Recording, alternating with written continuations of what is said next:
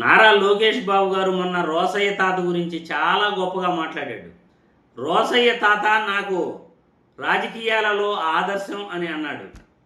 మరి రోసయ్య తాత గురించి గొప్పగా మాట్లాడిన నారా లోకేష్ బాబు గారికి సోషల్ మీడియాలో నెటిజన్లు కోచింగ్ చేస్తున్నారు. మరి రోసయ్య తాత గారు మీ నాన్న చంద్రబాబు గురించి మాట్లాడిన మాటలు మీకు గుర్తుందా అని అడుగుతున్నారు. మీ నాన్న చంద్రబాబు గురించి మీ తాత ఎన్టీఆర్ ఏం చెప్పాడో మీకు తెలుసా తెలీదా అని నెటిజన్లు నారా లోకేష్ బాబును ప్రశ్నిస్తున్నారు. మరి సోషల్ మీడియాలో రోసయ్య తాతను పోడిన నారా లోకేష్ని ప్రశ్నిస్తున్న నెటిజన్లు ఏమంటున్నారు? సోషల్ మీడియాలో వైరల్ అవుతున్న వీడియోపై మీ అభిప్రాయాలను తెలియజేసే ముందుగా మన వీడియో కూడా ఒక లైక్ చేయండి. సోషల్ మీడియాలో వైరల్ అవుతున్న వీడియో చూసిన తర్వాత దీనిపై మనం విశ్లేషణ చేస్తాం. ఏది ఏమైనా స్వర్గీయ ఎన్టీ రామారావు గారు ఆయన ప్రసంగం క్యాసెట్ అధ్యక్ష నాకు ఇక్కడ సభలో చూపించే అవకాశం లేదు. ఆయన ఆత్మ ఘోష ఒక్కసారి వినమని మాత్రం ప్రార్థిస్తూ ఉన్నాను. అధికారంలో కూర్చోవడానికి గూడు పుటానికి ఈ మోసానికి మూల స్తంభం ఈ పద్మ వ్యూహానికి మూలకారకుడు చంద్రబాబే. టీడీపీ అఖండ విజయం సాధించి అధికారంలోకి రాగానే పార్టీలో వచ్చి చేరుతానని నన్ను ప్రాధేయపడ్డాడు. అప్పట్లో కొందరు పార్టీ నాయకులు ఆయన్ని పార్టీలోకి తీసుకోవద్దన్నారు. ఆ తరువాత ప్రతిమలాటంతో చంద్రబాబును పార్టీలో చేర్చుకున్నాం. తెర వెనుక నుండి అతను తయారు చేసుకున్న గ్రూపులను ముఠాను మేము గుర్తించలేకపోయాం. పెద్దవాడని ఆలోచించకుండా నన్ను వెన్నుపోటు పొడిచాడు. ఇంత దారుణమా? ఆ తరువాత నాపై అభియోగాలు సృష్టించాడు. చంద్రబాబు మేకవన్నె పులి తేనె పూసిన కత్తి మీకు వెన్నుపోటు తుపాకీ పేల్చి గాంధీని పొట్టన పెట్టుకున్న గాడ్సే కన్నా నీచమైన వ్యక్తి చంద్రబాబు. వారు చెప్పిన మాటతో నేను ఏకీవిస్తున్న కోపం ఎక్కువైంది. ఎందుకంటే పరిస్థితులు చూసి ఏ కర్మ పట్టింది సభకి ఇలా బిహేవ్ చేస్తున్నారు ఏమిటనే ఆవేదన ఉంది.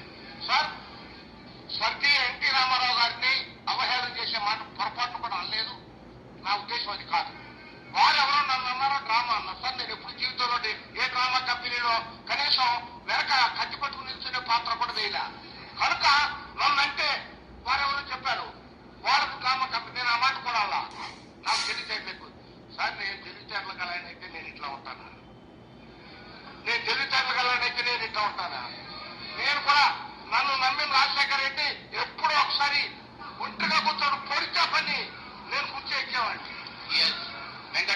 చెన్నారెడ్డి పొడిచేవాడిని, భాస్కర్ రెడ్డి పొడిచేవాడిని. ఎందుకంటే ఒక మాటను అయ్యి వేయించుకుంటాం. మాట్లాడితే మీకు ఇందాక నుంచే మందబలం మీకుందన్నారు.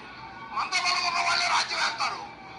మందబలం లేకుండా అల్లరి చిల్లరగా కాల్ చేసేవాళ్ళు ఉంటే ఇలాగే సభ నడుస్తుందండి.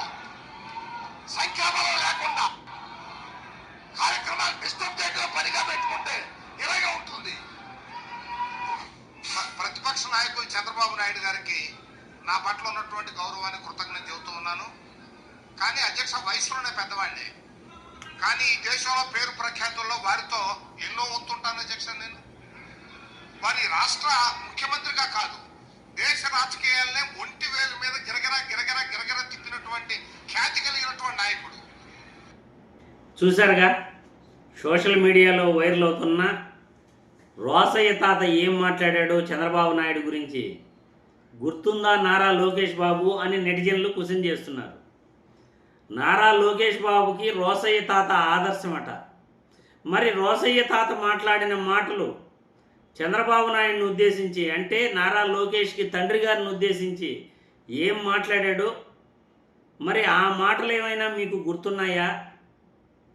మీ తాత ఎన్టీఆర్ రాజకీయ జీవితాన్ని సమాధి చేసిన మీ నాన్న గురించి రోసయ్య తాతను ఆదర్శంగా తీసుకునే పనైతే మీ నాన్నను నువ్వు విమర్శించగలవా? లేకపోతే రోసయ్య తాతను ఆదర్శంగా తీసుకోగలవా? ఏదో ఒకటి సమాధానం చెప్ప. రోసయ్య తాత ఆదర్శం అంటే మీ నాన్నను విమర్శించాలి. మీ నాన్న చేసిన పనులు, మీ తాతని ఎలా వెన్నుపోటు పొడిచాడో దాని గురించి బయట చెప్పాలి. మరి నారా లోకేష్ బాబు గారు ఆలోచించుకోవాలి. రోసయ్య తాత ఆదర్శం అని అంటే చంద్రబాబు నాయుడు యొక్క వెన్నుపోటుతనం గురించి బయటపెట్టే సాహసం మీకుందా? ప్రజలు మీ అభిప్రాయాలను కామెంట్ రూపంలో తెలియజేయాల్సిందిగా వీడియో ద్వారా కోరుతున్నాను.